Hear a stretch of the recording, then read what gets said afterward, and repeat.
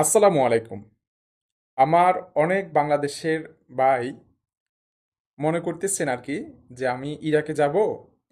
ইরাকে যদি একবার যেতে পারি তাহলে ইউরোপে যাওয়া সহজ হয়ে যাবে।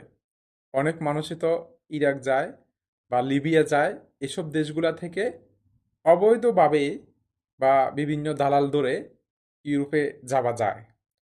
আমি ওনাদের জন্য এই ভিডিওটা করতেছি, কারণ অনেকজন আমাকে কমেন্ট করতেছেন যে ভাই ইরাকে যাব, তারপর অন্যান্য দেশে যাবার সুযোগ আছে কিনা। বড় ভাই, আমি ইরাক আছি 7 বছর শেষ। আমরা যখন প্রথম প্রথম আসছিলাম 2018 সালে, 1-2 বছর এসবগুলা ছিল।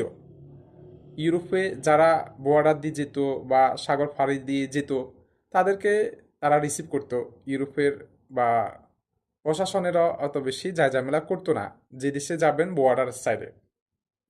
কিন্তু লাস্ট 5 বছর বা 4 বছর এখন আর আগের মতো ওই সুযোগ নাই।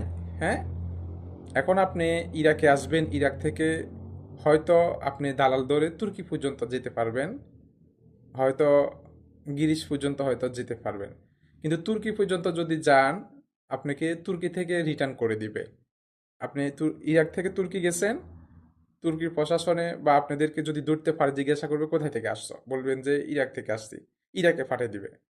বা সেখান থেকে হয়তো গিরিশ যাবেন, যদি পুলিশের হাতে ধরা খান, কোথায় থেকে আসছিস তোরা, বলবে যে আমরা তুর্কি থেকে আসছি, আপনাদেরকে তুর্কি পাঠিয়ে দিবে। মানে এইভাবে সিরিয়াল টু সিরিয়ালে। দেন কথা হচ্ছে যে এইসব সুযোগ সুবিধাগুলা আগে ছিল। আগে আমরা যখন 18 সালে এসেছি তখনও কিছু কিছু ছিল, হ্যাঁ, তারও আগে আরো বেশি ছিল। তো এখন, আগে তো যুদ্ধ ছিল বিভিন্ন, এই সরকারও ভালো ছিল না। এই দেশে আসতো বৈধ অবৈধভাবে যারাই আসতো, অন্য অন্য দেশে যাবার সুবিধা কিন্তু আসতো, ইরাকে বা লিবিয়াতে। হ্যাঁ, আপনি দেখেন 7 লাখ 7.5 লাখ টাকা খরচ করে এখন বর্তমানে ইরাকে আসতে হবে। আপনি যদি ইউরোপের জন্য প্রস্তুত নিয়ে আসেন তাহলে আমি মনে করব যে ভুল হবে। আগের মতো ওই সুযোগ সুবিধা ইরাক থেকে ইউরোপে যাবার ওই সুযোগ সুবিধা নাই। আপনাকে অনেক লং টাইম অপেক্ষা করতে হবে এবং কি অনেক বিপদে আপনাকে পড়তে হবে। ঠিক আছে, কারণ দালালদের ডেট দেওয়া, দালালদের গেম দেওয়া, দালালদের কথাবার্তার সাথে কাজের সাথে আপনি মিল পাবেন না, বেশিরভাগ হচ্ছে এমন। হ্যাঁ, এক কথায় সুযোগ সুবিধা 80% 90% নাই। আপনি কতটুক যাবেন, কতটুক পর্যন্ত যায় আপনি এই যে ক্ষতিগ্রস্ত হবেন, এটার কোনো নিয়ন্ত্রণের ভিতরে তাদের হাতে থাকবে না। এক হাত চেঞ্জ হয়ে গেছে, মানে এক দালালে আরেক দালালের কাছে আপনাকে পাঠাইছে, সে পর্যন্ত। এরপরে আপনি কোথায় যাবেন এটারও কোনো ইয়ে নাই। তো এক কথায় আমি মনে করব ইউরোপে যাওয়ার জন্য ইরাকে আপনারা আপাতত আসবেন না। হ্যাঁ, ইউরোপে যাবার জন্য এখন ইউরোপের দেশগুলাই, ইউরোপের সরকারগুলাই তারা চাচ্ছে যে আমরা বর্ডার দিয়ে যারা আসতেছে তাদেরকে রিসিভ করব না, আমরা লিগেল ভিসা দিয়ে, ট্যুরিস্ট ভিসা হোক, কাজের ভিসা হোক, হ্যাঁ, এগুলা ইতালির সরকার আরো বিভিন্ন সরকার, হ্যাঁ, যারা আছে ইউরোপের যে দেশে, বিভিন্ন দেশের সরকার, ওনারা সরকারিভাবে ভিসা দিচ্ছে বাংলাদেশকে, ইন্ডিয়াকে, বিভিন্ন দেশকে। হ্যাঁ, ভিসার হয়তো নিয়ম কারণ মোটামুটি যারা ইউরোপে যাবে অবশ্যই আপনারা তো এগুলো বুঝবেন। তো হয়তো বাংলাদেশকে হয়তো 30,000 ভিসা দিচ্ছে, এর ভিতরে হয়তো দালালেরা সব মিলায় আর কি হয়তো 60,000 পাসপোর্ট নিয়ে বসে আছে। এগুলো হলো সমস্যা। ঠিক আছে, না হয় 30,000 ভিসা যদি দেয়, 30,000 লোক যাবে একটা দেশে, সুন্দরভাবে তারা যেতে পারবে।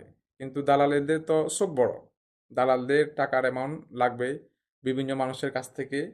এক কথায় নামদারি, হ্যাঁ, নাম বলে পাঠাইতে পারবো, বা দুই একজন হয়তো পাঠাইছে, অনেক মানুষ সেখানে পাসপোর্ট জমা দিয়ে দেয়।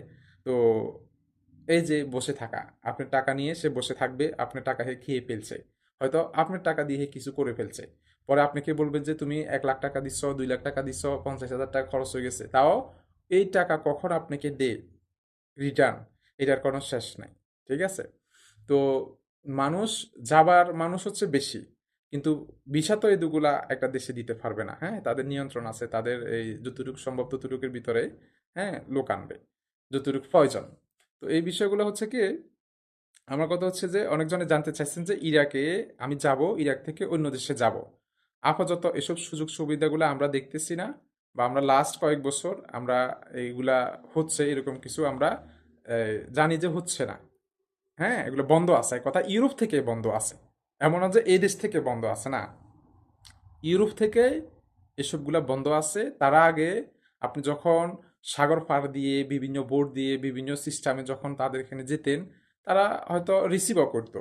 হুম, রিসিভও করতো। এখন তারা রিটার্ন ফিরাই দিচ্ছে। আপনাকে বুঝতে হবে যে আগে রিসিভ করতো যারা, তারা এখন রিটার্ন ফিরাই দিচ্ছে আপনি যেন ওই দেশে না ঢুকতে পারেন। তো এটার কারণ হচ্ছে যে কি, সরকারের চাচ্ছে যে আমরা এভাবে কেন অবৈধভাবে লোকগুলা আসবে, লোকগুলা ঢুকাবো, আমরা সরকারিভাবে ভিসা দেব। এটা ইউরোপের সরকারেদের কথা আর কি।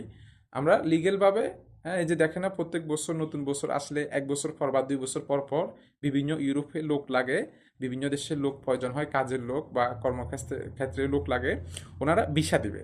ওই ভিসা দিয়ে আপনি যেতে পারবেন। এখন কত হচ্ছে, আপনি যার মাধ্যমে কথাবার্তা বলতেছেন, আপনি একটা লোক যখন চেঞ্জ হয়ে যায় তখন টাকার অ্যামাউন্টও চেঞ্জ হয়ে যায়। হ্যাঁ, আপনি যদি সুন্দরভাবে বিশ্বস্ত কোনো এজেন্সির মাধ্যমে যদি আপনি যান, হ্যাঁ, তাহলে আপনার হয়তো খরচটা কম হবে। কিন্তু বিভিন্ন লোকের মাধ্যমে যত দূরে দূরে যাবেন, তত খরচটা বেশি হবে।